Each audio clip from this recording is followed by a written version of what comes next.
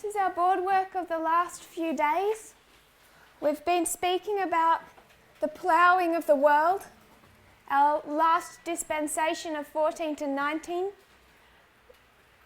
To construct this model, we took what we knew well. What we know fairly well right now is the plowing of the priests and the latter rain of the priests. And we need both models to teach us of this history.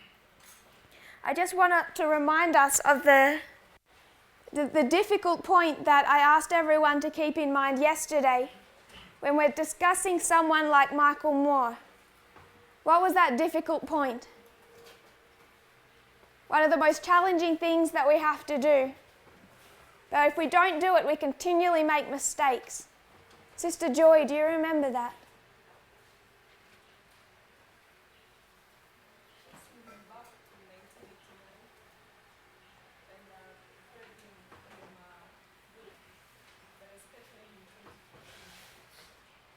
Yes.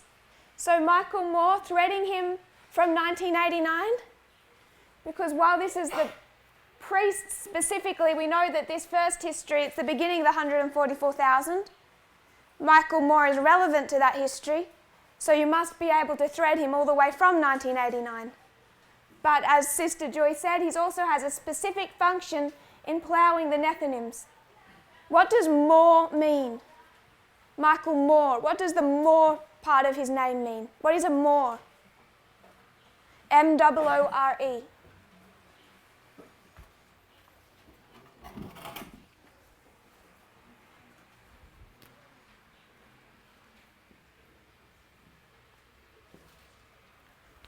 Does anyone know what Moore means?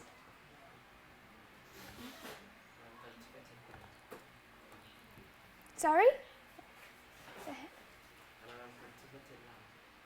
Uncultivated land. What do you take from that, Brother Festus?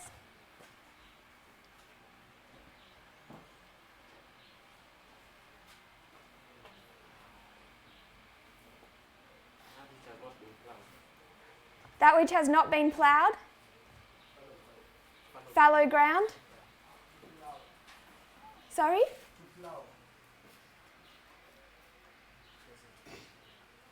I don't think we would take it that far. If you would go to England, they would talk about the moors.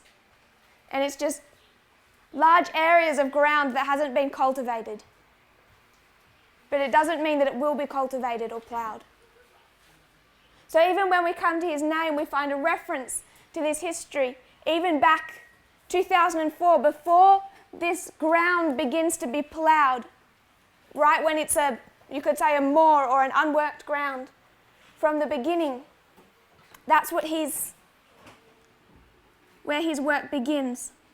Back in 2004, could take him from 1989, but we know that he has a specific function as the messenger, ploughing messenger of the Nethinims, particularly marking him from 2014, Flint, Michigan.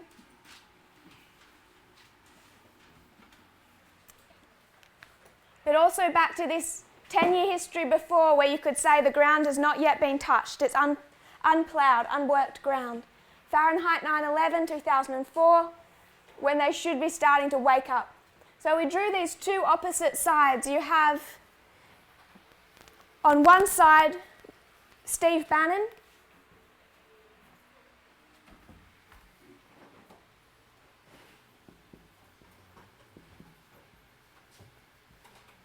and on the other side, Michael Moore.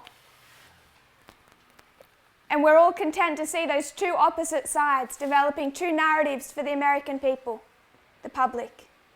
Does that make sense? So once we discussed the history of their ploughing, we came to the history of their harvest. We have our 5 primary waymarks for the world: 2014, 2019, 2021, Daniel 11:41, Daniel 12:1. We know these most commonly as Panium, Sunday law, close of probation. But we know that the Sunday law for the world is 2021.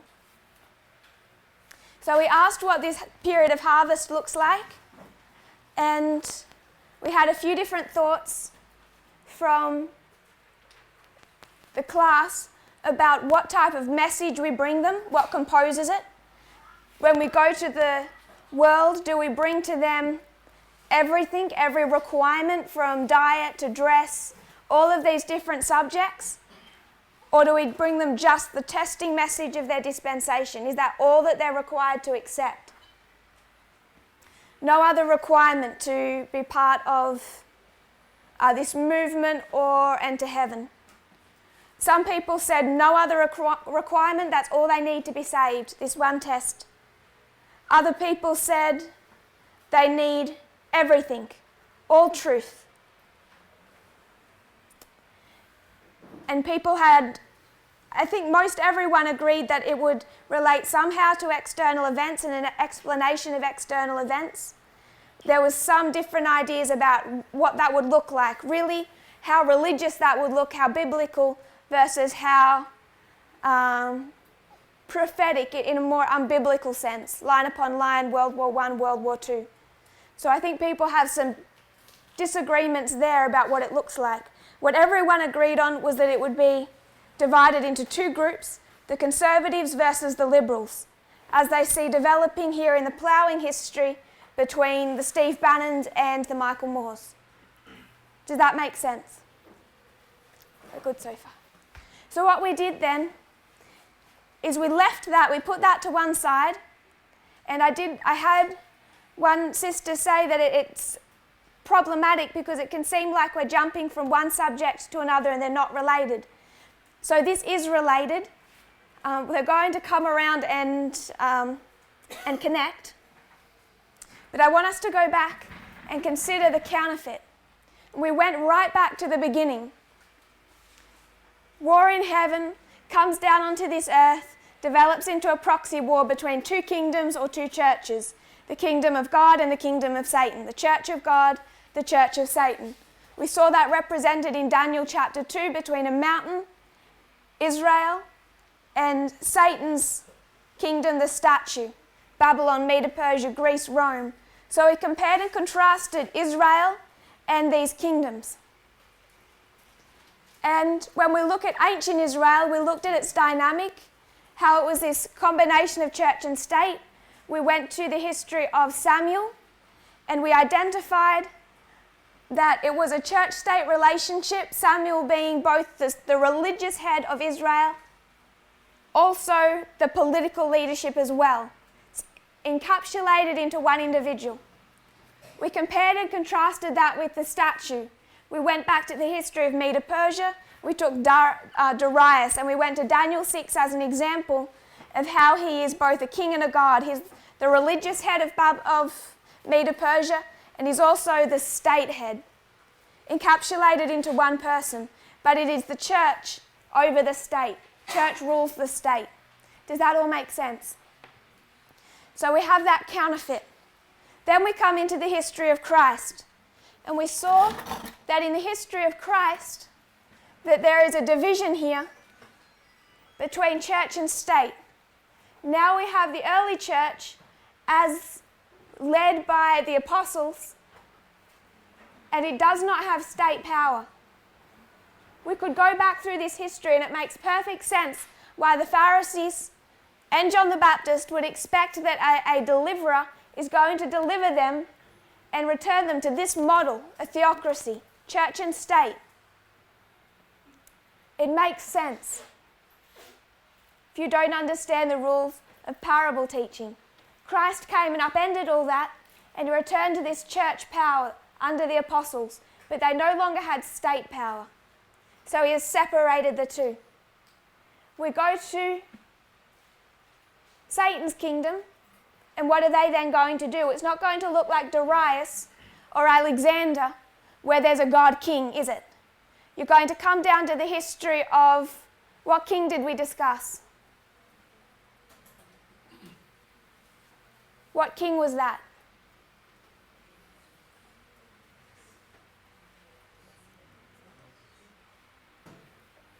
You can raise your hand. Sister Elizabeth.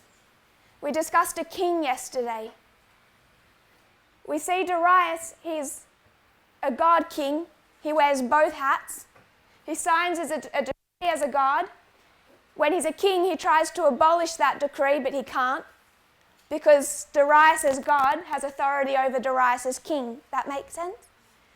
We see God split his into separation of church and state, and then we come to the history where Satan is going to have to counterfeit that, because all he does is counterfeit what God does. So we discussed a king in this history. Do you remember who that was? Yes, in this history.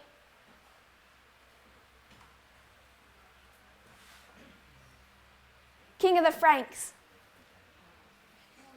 King of the Franks, the tribe, Clovis. So we discussed Clovis, and what did Clovis do?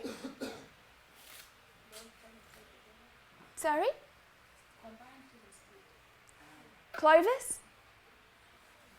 Does he have religious power or state power? And who was he given the religious power to? The Pope. So he has surrendered his religious power to the church. So we start to see in his history, and then through the 1260, that they're separate powers. You have the kings of Europe, purely state, the papacy, purely church. Woman riding the beast. We have that picture.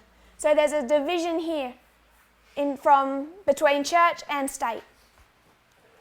Does that all make sense? Yeah. Question. We marked this without being specific. We marked this as 34 AD. We understand it's progressive. But we marked 34 AD when probation officially ends for the institution of ancient Israel. How long does it take Satan to counterfeit it?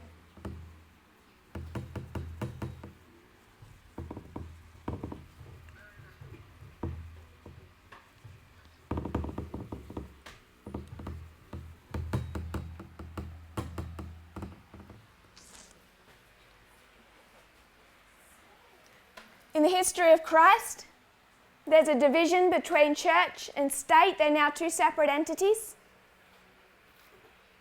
How long does it take Satan to counterfeit that work? My brother at the back. I'm going to say roughly 500 years, because some people wanted to, but I agree with you, it's roughly 500 years. Can we see that? So God does a work, and then it takes Satan half a millennium to counterfeit it. 500 years.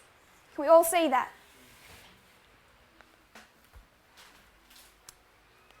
So from the time of the great controversies beginning, Satan is counterfeited. God has a method of operating. That method of operating changes in the dispensation of Christ, and it takes Satan 500 years to the history of 538 to counterfeit that work. When we discuss the counterfeit, the study of the counterfeit that we do, we talk about 1798.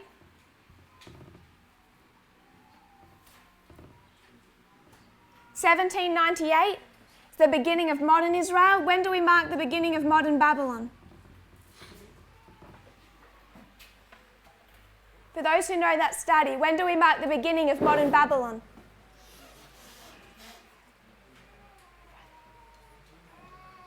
(1899). Now how long is it taking Satan to counterfeit? 100 years. Can we all see that? So we've gone from 500 years to 100 years. Now, Brother Rogers came to me before and asked if I'd seen an article recently, in the last couple of days, about how Benedict, former Pope Benedict, and Pope Francis are in public disagreement. Why do you find that significant, Brother Rogers? Why does that interest us in the papacy?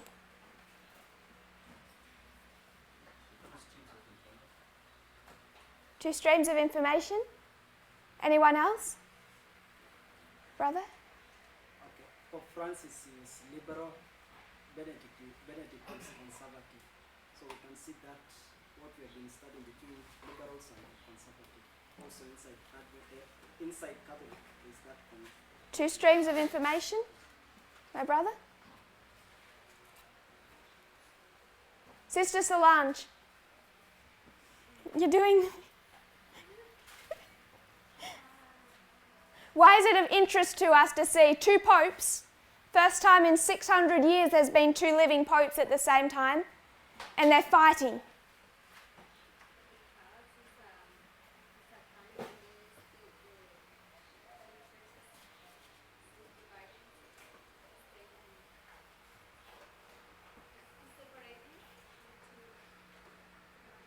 So you see the Catholic Church separating? Why does that become important to us? Why do we care?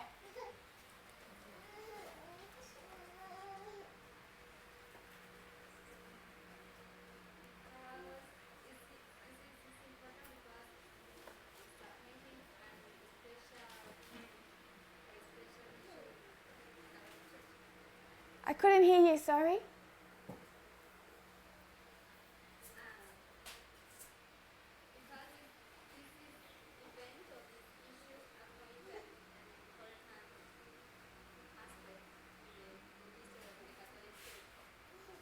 Becomes quite a significant waymark. When did this begin? When did these two sides begin the first divisions? My brother. Sorry? After the what, sorry? April 2019. April 2019, didn't begin there. My brother? 2013. So 2013, what happens?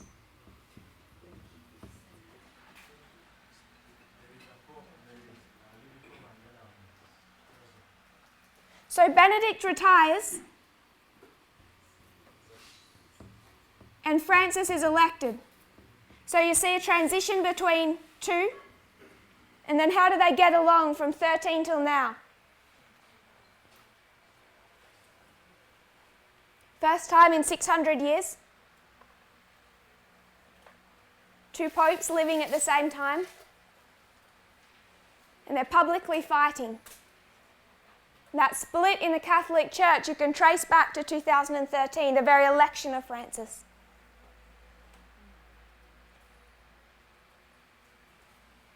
Why is that of any significance to us?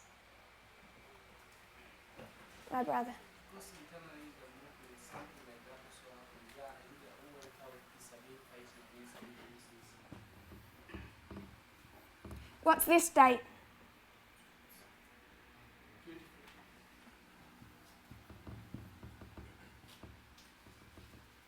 On this side?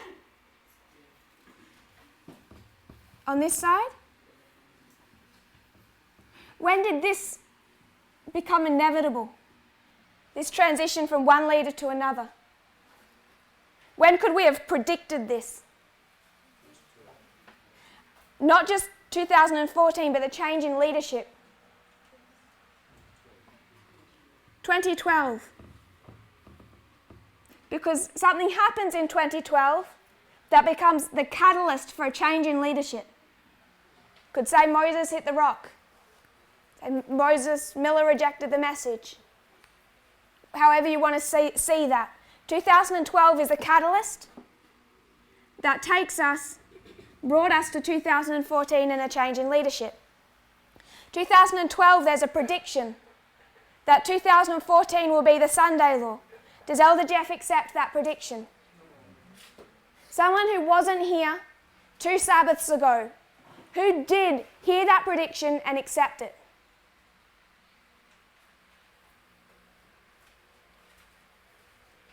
We know that at the Sunday law, and we went through this when we did all our reform lines, at the Sunday law there is a transition in leadership, yes? We know that it's at that waymark, the midpoint, there is a transition in leadership. 2012, the Sunday law is predicted. So if we had have known our reform lines better, we could have understood there would be a transition in leadership here. But the leaders of this dispensation rejected the message. Comparing and contrasting, who did accept the message of time setting? Who knew that 2014 would be the Sunday law? Brother Dennis. The movement, because the movement is always right. Brother Robert. Who accepted the message of time setting?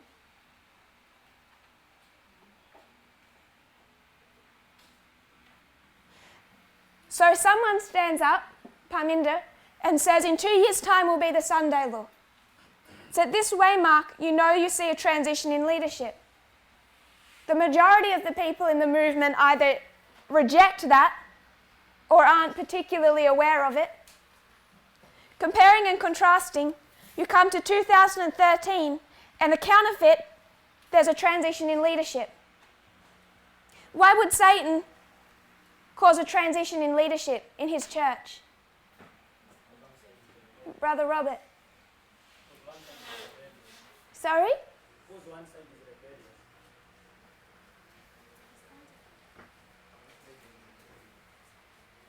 Can you see that this is a counterfeit of this? Yes, it's mimicking. Why would Satan counterfeit this if he rejected this?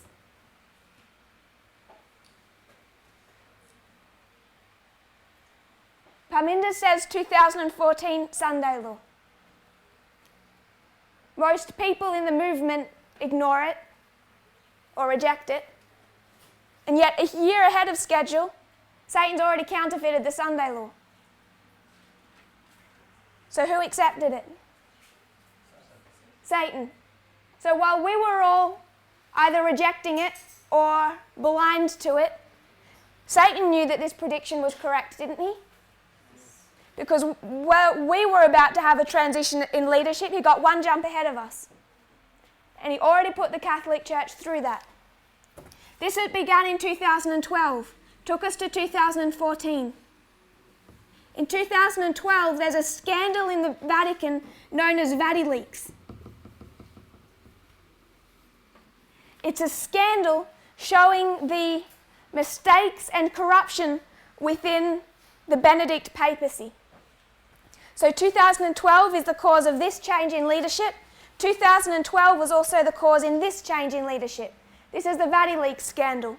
Benedict can no longer pretend to keep control over his church. He doesn't feel like he can face this corruption, this huge scandal any longer. So I think one of the greatest scandals the Catholic Church has ever faced. If you aren't familiar with VatiLeaks, do look it up. And it's the cause of him to abdicate in 2013. 2014, Pope Francis begins remaking the Catholic Church. Important synod in 2014, where he starts to, if this connects your mind back to Trump, he starts to purge the Catholic Church of all cardinals, bishops opposed to him.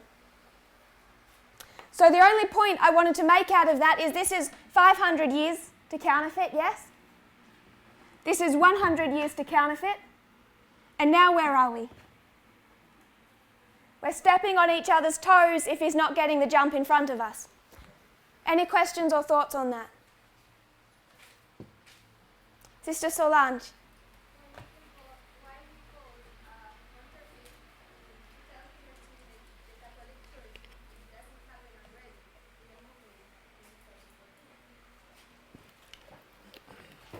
Did Satan know there would be a transition in leadership in 2014?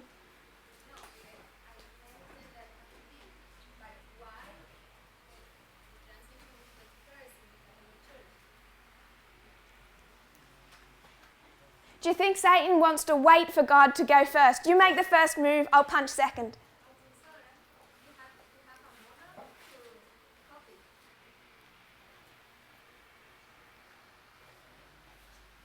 But if he already knows what that model is, Can't he get a jump on that?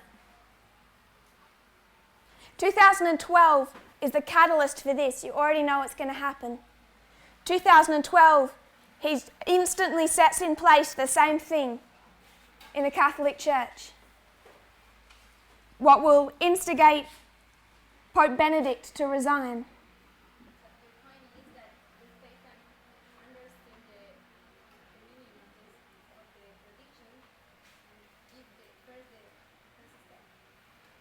However badly he understood it, he knew to counterfeit it ahead of time. This was 2012 was the catalyst for 2014. 2012 is the catalyst. Benedict just couldn't wait. He just goes. But you can still mark 2014 here because it's 2014 when Francis begins remaking the Catholic Church. He doesn't do much straight away. 2014 he starts his purge.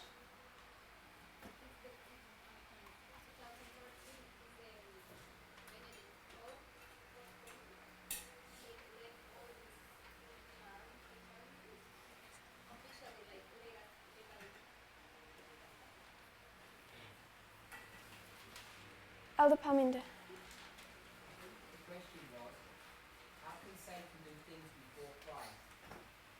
How can 13 come before 14? So if you think about the falsification of the second advent, Satan tries to give a false second advent before the real second advent. It's already written in great controversy. There's a false second advent.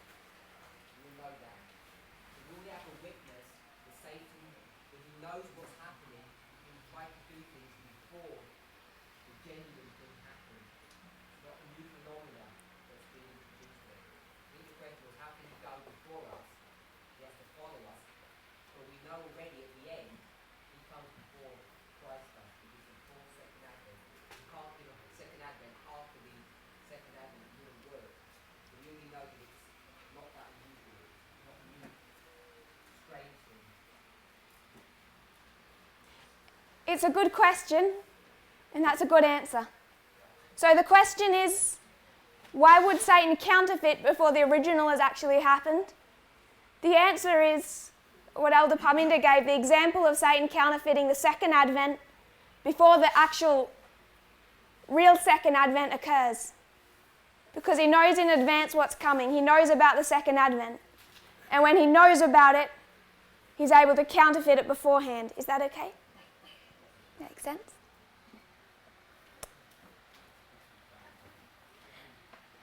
And he's already preparing that work. When we think about the Sunday law, we're in a preparation to go to the world at the Sunday law. What is Protestantism going to do at the Sunday law?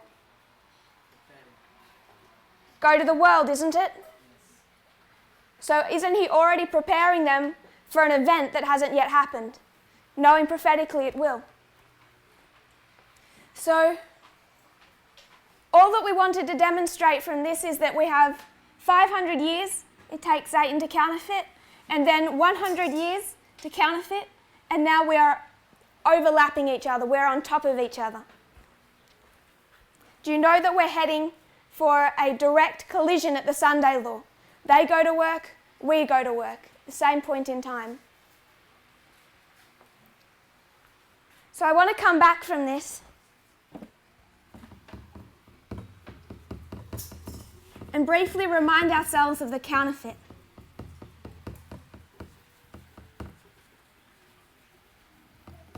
Going back to this model, modern Israel, modern Babylon.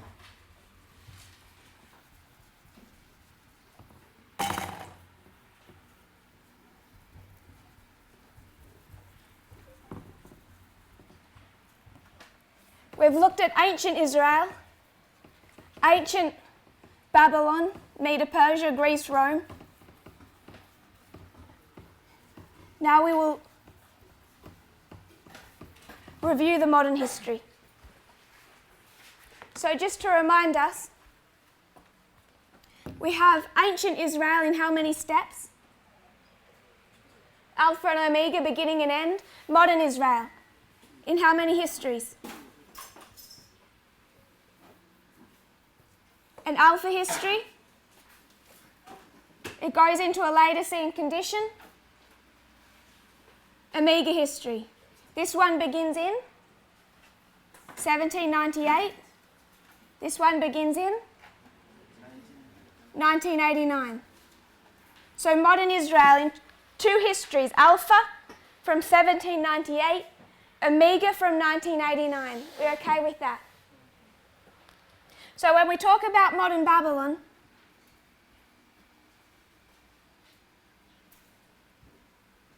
it must just be a counterfeit of modern Israel, yes? So how many histories?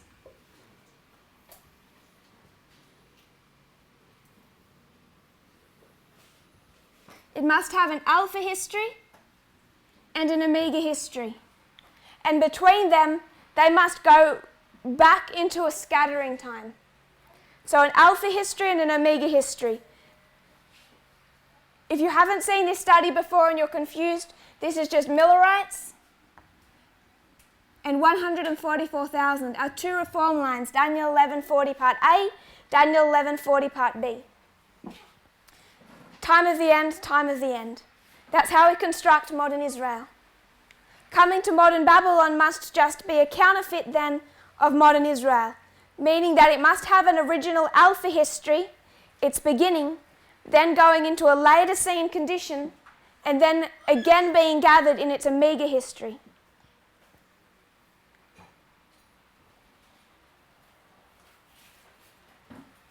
So we'll draw that up. Is everyone familiar with this study of the counterfeit? Is anyone not familiar? You're not familiar with it? Well, we'll revise it, and if one point confuses you, we can spend more time on it.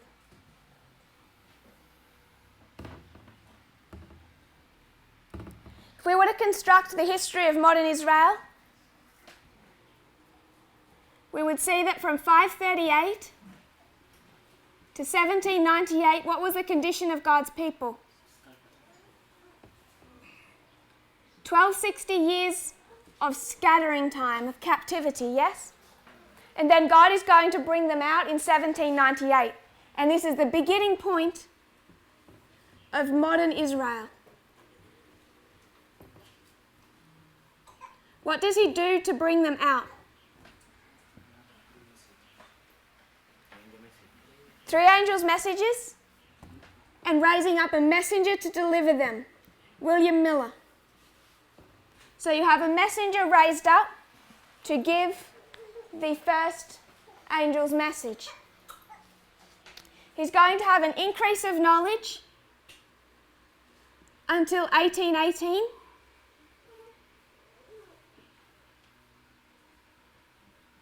And it will be formalized in 1833. So in 1818, it's the whole message, everything that the Millerites are going to know in a condensed form. What does he say in 1818? In about 25 years, Christ will come back. So it's a whole message in a capsule form. In 1833, that's formalized. He begins to publicly preach and teach. From the time of his preaching,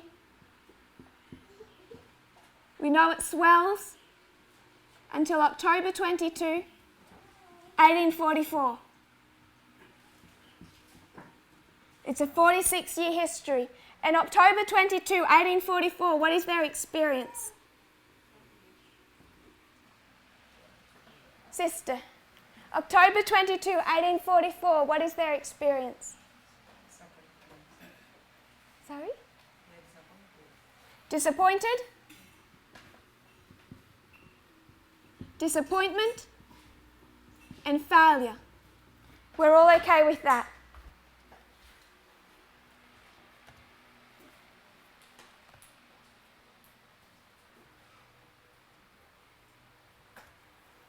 From October 22, 1844, they go back into a time period of scattering. When do they come out of that time period of scattering? So they're in a history of gathering for 46 years. They're scattered after October 22, and they're regathered in the history of 1850. And I want to read a few quotes. We'll just paraphrase from Review and Herald, November 1.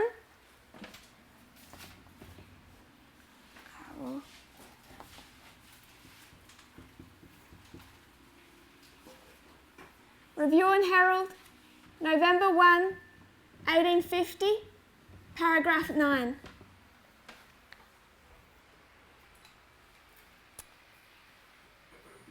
She says that she had a revelation from God on September the 23rd.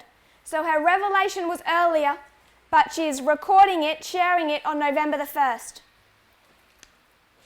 September the 23rd, the Lord showed me that he had stretched out his hand the second time to recover the remnant of his people. So if this is the second time, what must have happened before? The first time. So if God is stretching out to recover his people or to gather his people, in this history, he must have attempted to gather them before, yes? When? The 46 years. So he attempts to gather the remnant of his people here. They're scattered after October 22. And September, November of 1850, Ellen White is shown God is going to make a second attempt. She says, in the scattering time, Israel was smitten and torn. When was the scattering time?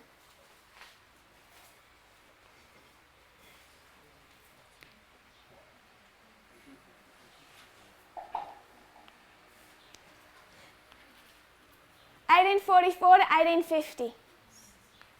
So she's saying late 1850. The Lord has showed me he's going to gather his people a second time, because he's attempted it once in the Millerite history. And the efforts must be doubled. In the scattering time, after October 22, Israel was smitten and torn. But now in the gathering time, 1850, God will heal and bind up his people. Efforts made to spread the truth in the scattering time had little effect after October 22. But now in the gathering time, 1850, God has set his hand to gather his people, and efforts to spread the truth will have their designed effect. Does that make sense? I've put some of my own words in there to clarify the English. You can go through the quote yourself. But what she's saying is that there is two periods of gathering time separated by a period of scattering. The two times of gathering are from 1798 to 1844.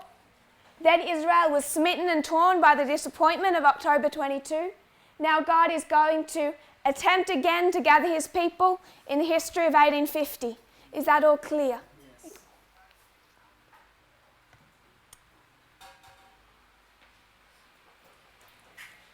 Paragraph 10.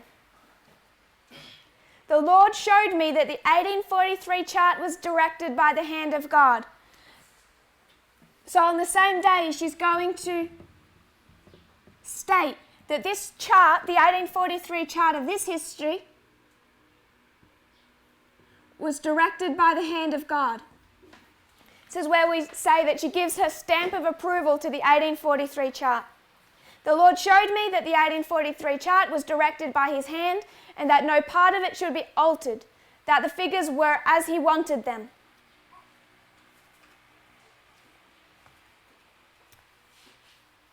Going to another quote that she writes on the same day, November 1st of 1850.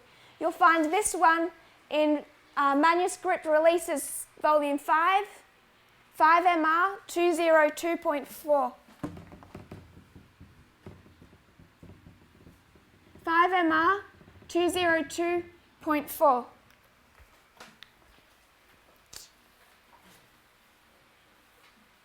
She's writing a letter to Brother and Sister Loveland. So this is a letter. It's written on the same day, November the 1st. She says, has said before, the Lord showed me that the 1843 chart was directed by his hand. And then she says in this letter, God showed me the necessity of getting out a chart. What chart is she referring to? The 1850 chart. So she says that this chart of 1843 was directed by his hand. And God has also shown her the need of putting out another chart. This is the 1850 chart.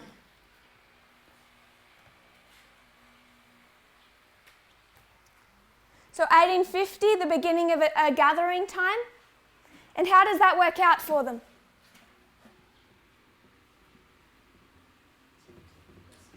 In 1863, what happens to God's people? They're scattered again. Two things happen in 1863. The first one is the organisation of the church. Was that good or bad? Does anyone say it was bad? Good. Because otherwise we could spend the rest of the class on quotes where she says about the necessity of this organisation. People in that history, they were afraid of organisation. They said that organisation would make them like Babylon. And she said the only thing that's like Babylon is disorder. And she said right now we're in such a disorganised state that we are like Babel. We are like Babylon because we are not organised. So organisation was a positive. What else happened in 1863? The rejection of the prophetic message. Good or bad? Bad. So there's something good that happened. The good is the organisation. Something bad that happened. The bad is the rejection of the prophetic message. We're all okay with that. And with this apostasy, they go back into a time of scattering for how long? 126 years. This scattering for 1260, this scattering for a 126 until when? 1989. And what's going to happen? Raising up of a new messenger.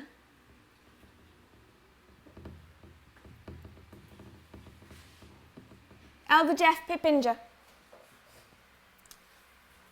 Within this time period of scattering, we have another point in time where God tries to gather his people. What history are we missing? 1888 history. So in 1888, there's another attempt. And what's the quarrel over in 1888? Raise your hand if you can. What's the quarrel over in 1888? Hey, brother. Righteousness by faith. So you have two sides that are at war. Who are those two people?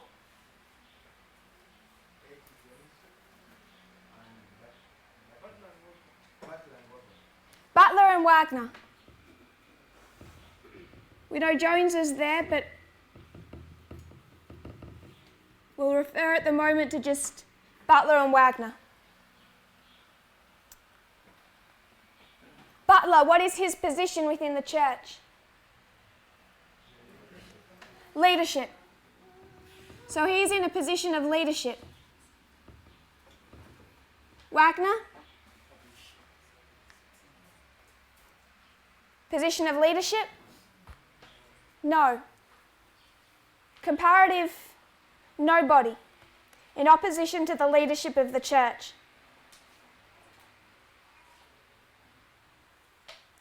Who was right in this history? Raise your hand. Who was right?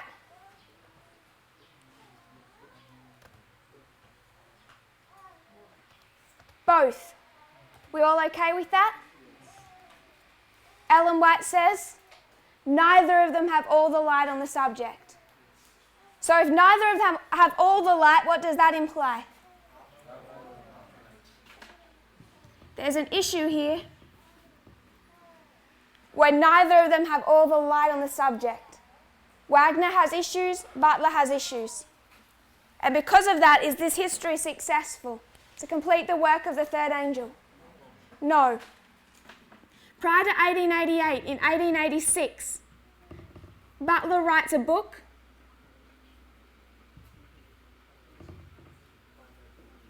Does anyone know what that book is called?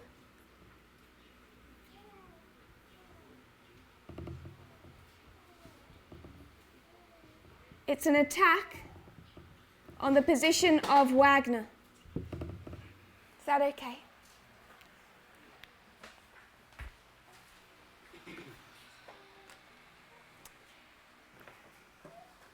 So we have two histories.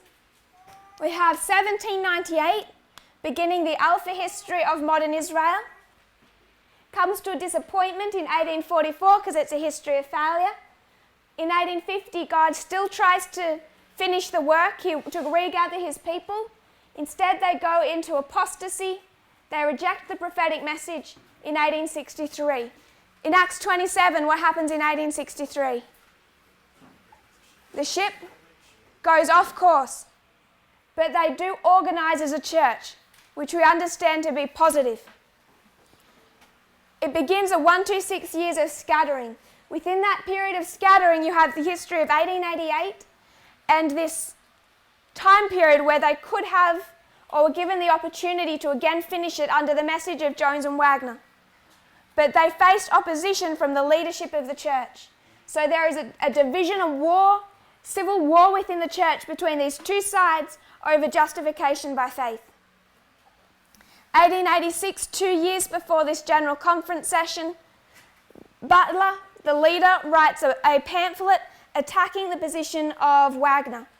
And because of this, the issues, both individually held by these two men and the internal civil war that results from it, they do not finish the work. We come down over 100 years later to 1989, when the regathering begins again. God again stretches out his hand to gather his people. Do we have any questions or thoughts on that one? I want to know the name of the books that was written by Butler. I will look for it. It's not in these notes. It's a long name.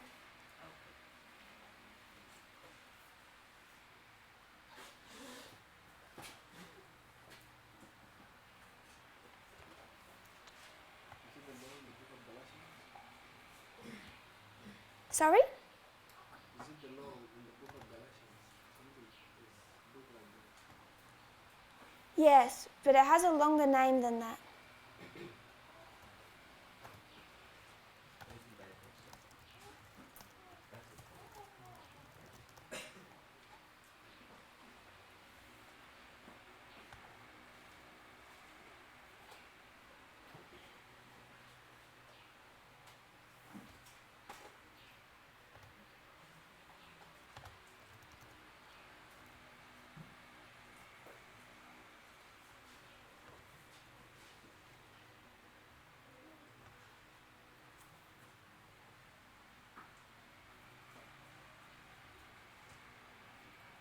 I know where to go.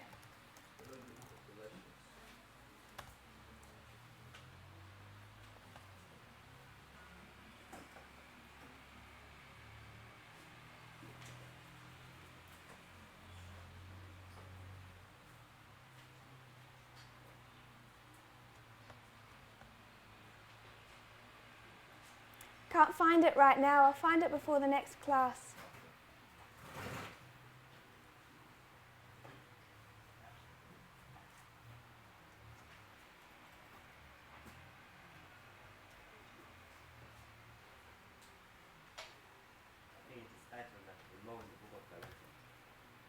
The law in the book of Galatians.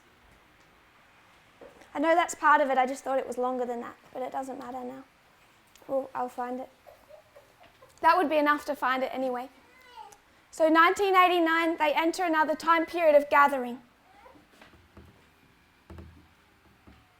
So scattering, gathering, scattering, gathering.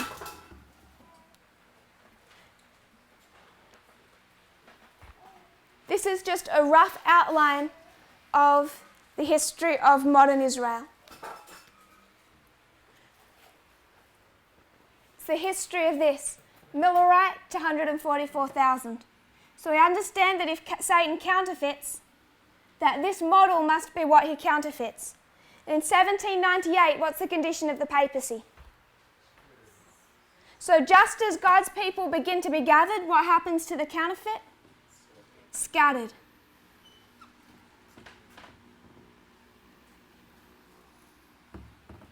Because this is a revision, I don't want to go into all the elements and proofs.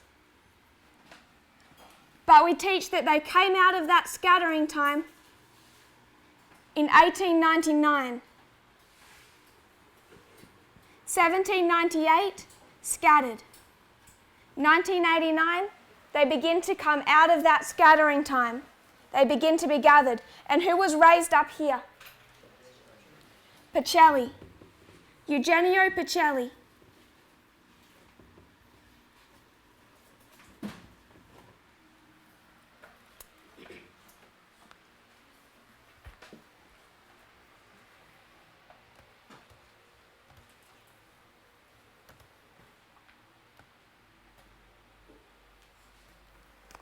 Why were they scattered in 1798?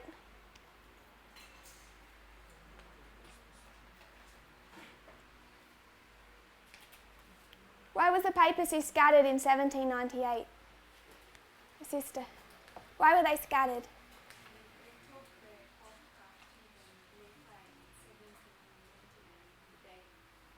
Yes. But why? Why would he be taken captive?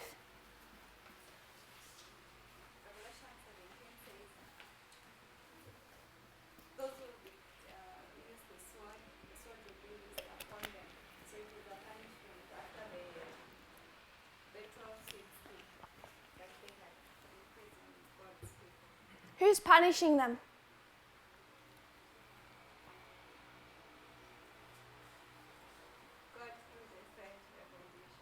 God? God is punishing them?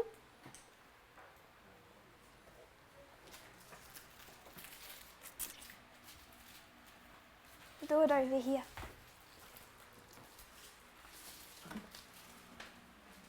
We understand that in 1798 God's people were scattered.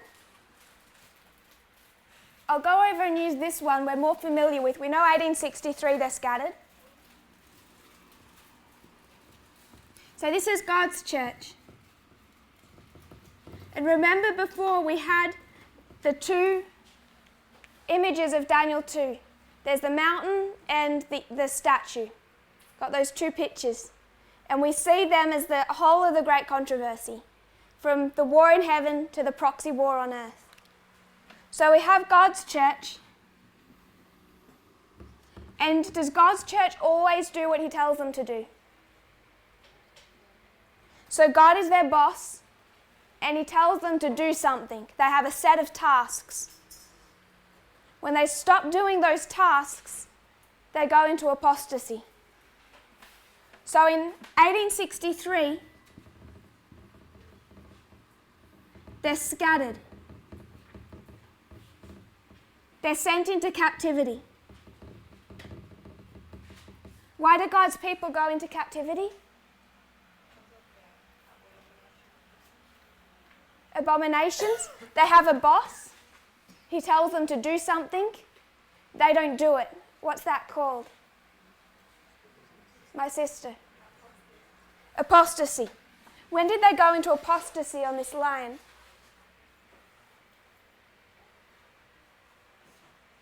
And would you mark their apostasy? Because you know they're being judged for something.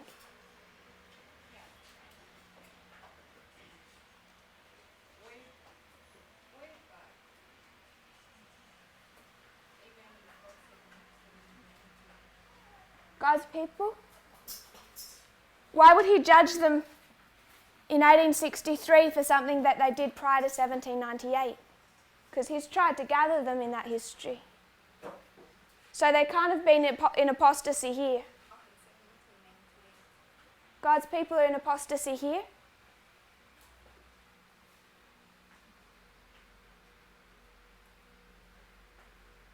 What is God telling William Miller to do? It's to give the first angel's message, yes? And he's doing that, isn't he? So God's people, even if you just want to call them William Miller, they're not in apostasy here. They're giving the message he told them to give. Does that make sense? So they're doing the task that he tells them to do from 1798. When do they go into apostasy? We marked it on the board. They have a message to give, don't they? A specific message.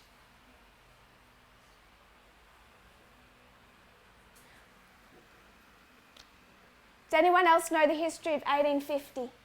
What do we mark beginning in 1850?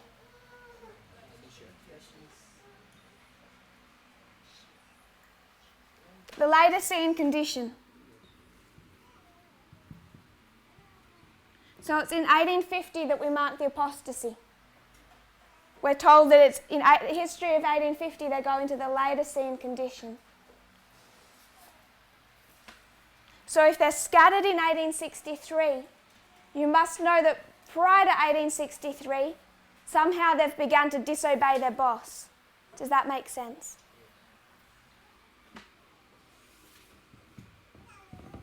(1850) apostasy, Laodicean condition. They're in rebellion to their boss. Does that make sense?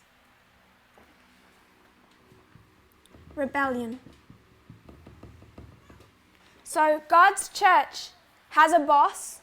Their boss is God. He's asked them to fulfill a certain job function. In 1850, they go into the Laodicean condition, and what does that condition mean?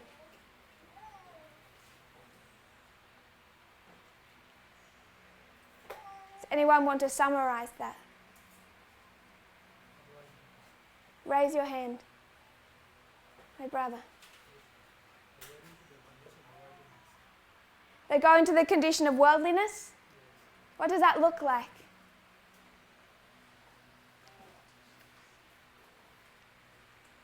What does it look like to go into the condition of worldliness?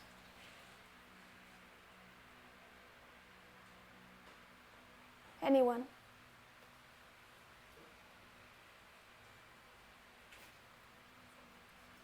Brother Dennis. What does it look like to go into the condition of worldliness? For the church or for the counterfeit. For the church. So worldliness is another word for Laodicea. So if you don't understand for the church, I would say it's for you to understand the message of time. It's the rejection of a message of time. Because when you come to the history of 1850, they were required to understand time. As if I follow your structure, you compare all the histories of gathering, God is going to gather his people through a message of time. So if they were to be in a gathering from 1850, they must have understood a message of time. But they reject the message, they do not understand the message of time, they go into a different condition. Thank you. Anyone else? My brother? It's just to remain in conservatism. Sorry? Rejecting to be liberal. Worldliness is conservatism. In the history of 1850? What would be the conservatism? Mark the message of God's people must have a message. There's a message that the church said to go to the people of the world and to do that work. But there was struggles which people are applying the past time prophecies and they forgot that they function. So those that weren't reapplying time prophecies. Because those people who are reapplying time prophecies, they're not really in the movement by then. They're not part of this church. My brother. I think the point you were trying to provide that was prophecy. In the book of 1798, I just want this answered. What does worldliness mean? Yeah, I was like, I was seeing that no need to have been defining that because I was seeing what the one which you were trying to right. What does worldliness mean? What does worldliness mean? Yeah.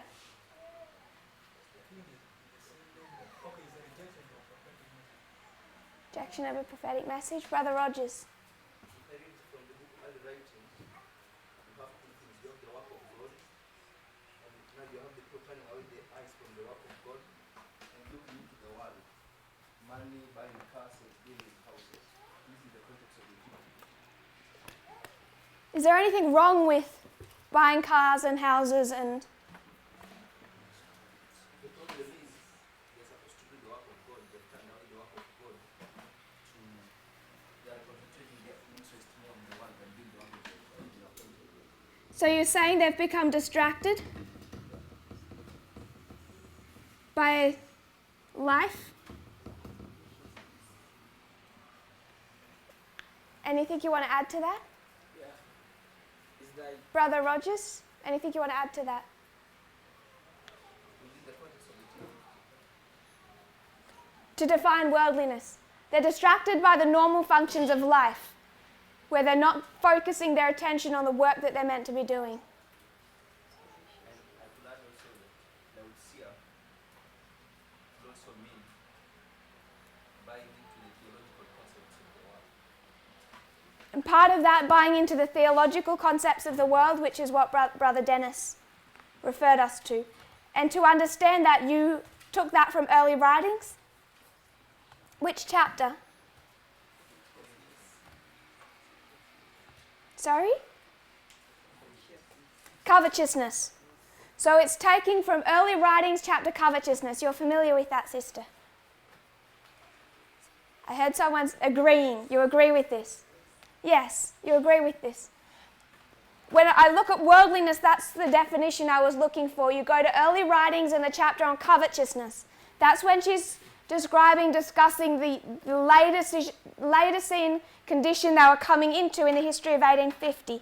And it's a history where they're placing importance on not necessarily wicked, but just the normal running affairs of life, where it's distracting them from fulfilling their job function. So the tasks God requires them to do become down here, and they're more interested in temporal prosperity. Does that make sense?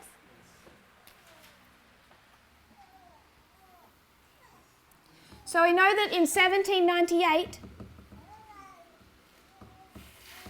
the papacy is scattered.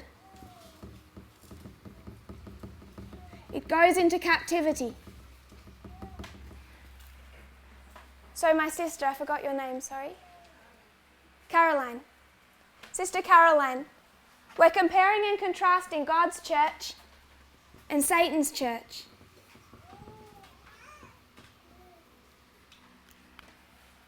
God's church has a boss. They rebel against him. They go into a worldly condition where they're more interested in their prosperity. Because of that, he punishes them and he sends them into captivity for 126 years in 1863. If we were to compare and contrast that, we know this history, 1863 captivity, 1798 captivity. So just work off the compare and contrast. God was punishing his church for rebelling against his authority. And you said before that God was punishing the papacy. Satan was, do you see the power of a compare and contrast? It gives you information that isn't readily available. So 1798, they go into captivity. When do you think they choose worldliness?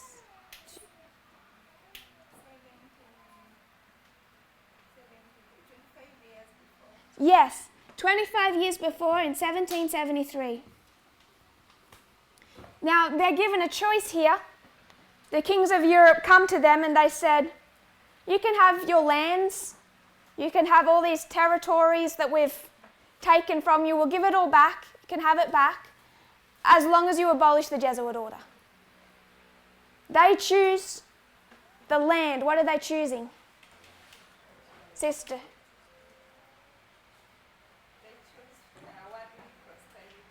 They chose worldly prosperity instead of accomplishing their work. So they're in rebellion to their boss. So God's people were in rebellion, apostasy. They went into a Laodicean condition of worldliness, distracted by temporal prosperity to the detriment of their job function. Satan's church, they went into rebellion, apostasy. They chose temporal prosperity over fulfilling their job function. And who fulfills their job function? The Jesuits. So the Jesuits fulfilled the job function of the papacy. Can we see that? They abolished the Jesuit order, chose temporal prosperity over fulfilling their job function, and then they're punished by their boss. Do you have any thoughts and questions with that? I was trying to think that if you have the aspect, the mindset of the seven churches, when you come to 1863, on one aspect you can also see that it's the period of a scattering when God's church is scattered. You know, it's in the dispensation of Laodicea, but you can also see it's that the Atera, you have the scattering. And before you have the Atera, you have that Pergamos, which is the church of compromise. So you argue for them to be scattered at 1863, they had to first compromise, which is the mark becoming Laodicea. Then you come to the second line of the counterfeit, and also arguing their version, for them to have been scattered, I would use the word also compromise. Compromise. Yeah. Compromise is a good word. Catholic Church compromised, God's church compromised. I don't know the reference off the top of my head, but do we all know that verse that speaks about how God says, I've sent you my servants, my messengers, you've killed them with the sword, you've burnt them by fire. I keep sending you my messengers, you keep killing them. You all know those references. So who are the messengers for Satan's church? The Jesuits. So beginning from end, Jesuits were the messengers. The leadership didn't want them anymore, so they killed off the messengers that Satan sent them. Beginning from end, who finishes the work?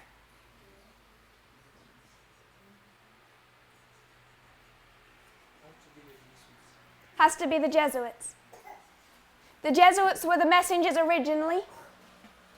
Satan's own church didn't want the messengers that he sent them, so they persecuted them, banished them, killed them. So when we come back to the end of the world, when the Catholic Church is no longer in rebellion to their boss, he's going to again send them messengers, yes? Alpha and Omega, beginning with the Jesuits, it will end with the Jesuits. Keep that in our minds. We'll close now. And we'll come back tomorrow. We'll just finish this reform line. Remember the compare and contrast. And remember, messengers were the Jesuits at the beginning, persecuted and killed by his church. They will be the messengers at the end. If you kneel with me, we will close in prayer. Sorry? Question? Yes? Okay, like why are we still saying that the gospel is Satan's church? And I believe that the one that is going to do the work in this final generation is Protestant. So why do we say the Catholic Church is going to do the work? No, why we still consider it as Satan's church, and we believe that Protestant is the one who completes the work. You know that it was Satan's church in the 1260 was the papacy. You know that they went into captivity here. Yeah, I understood that, but what I'm... You see that they go into captivity here. Yeah, I know that counterfeit, but what I mean... So they're in captivity from 1899 to at least some point in the future. That's not the point. No, I'm leading you to my point. They're in captivity from 1899 to somewhere in the future. What's the condition of Protestantism in this time period? No, like, this is what I need to ask now. Why are we not taking the formula Protestantism? I'm answering that, but you're not answering my questions. What's the condition of the Protestant church after 1899? Not sure. Anyone else? My brother.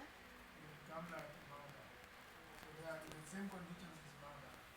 Same condition as the mother. The mother is in captivity.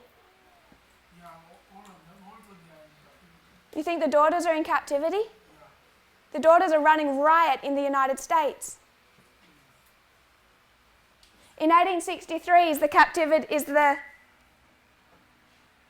1850 is the Catholic Church still in captivity?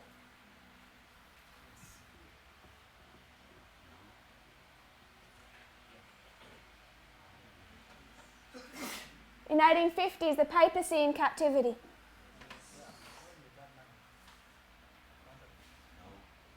No? They are in captivity.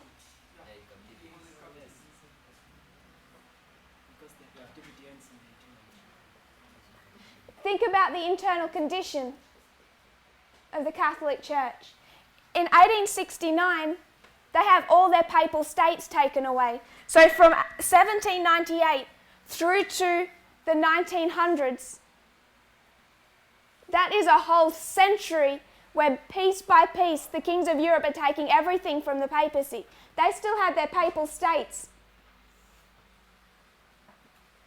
under, what's his name? Napoleon. They still had power, they still had papal states, they still had certain degrees of authority. They're losing that over the course of 100 years. Look up 1869. Might even be 59. The Pope has to flee Italy. He isn't even safe in Rome anymore in 1859. So you know they're still in captivity. He has to place himself into exile from Rome. Just historically, they're in captivity in 1850. And yet what condition is Protestantism in?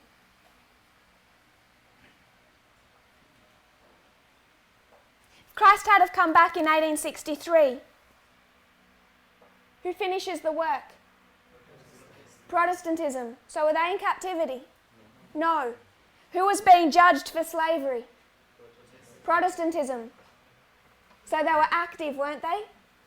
Slavery was their fault.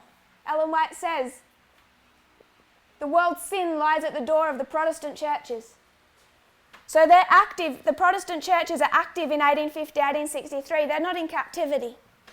1888, the Catholic Church is still in captivity. 1889 is the First Vatican Council. Are they able to finish it?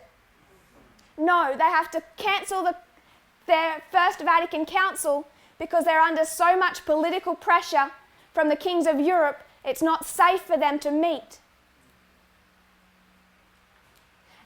1844, there are riots in the United States where thousands of Protestants pick up arms and attack and kill Catholics. They're not. So in 1889, you know the Catholic Church is still in captivity. They can't even meet under a First Vatican Council. How can they do anything when they can't even congregate and meet? So the Catholic Church is in captivity, but we know in the 1888 history, the Protestants are not in captivity. Christ could have come back in this history. There would have been a Sunday law in the United States, and who would have done that? Protestantism. So you know that when we're doing the line of a counterfeit, it can't be Protestantism. Does that make sense? You mean, does it mean Satan has two sides? However you want to conceptuate a mother and daughters. Oh, brother. Like when we see the line of in the lines of that line, the lines of God's people, we see we have two God's people in two phases. We have the Millerites, and we have 144 thousands. So the work is begun by the Millerites, and then that work failed, and it is going to be accomplished by 144,000. But then probably to bring it down, the works now, the church of Satan is also divided into two. There's Catholicism and then the Protestantism. The one is going to accomplish the works like 144,000. That's how I I also see that. That's this model, Yeah. Alpha and Omega. But you know, in this Alpha history, when we talk about the resurrection of the papacy, this is not Protestantism. It can't be. Certainly not when we come into anywhere from 1798, 1844, 1850, because they go into captivity in 1798. Protestantism is just beginning to do their work. We'll close now. We'll come back and discuss this tomorrow if you'll kneel with me.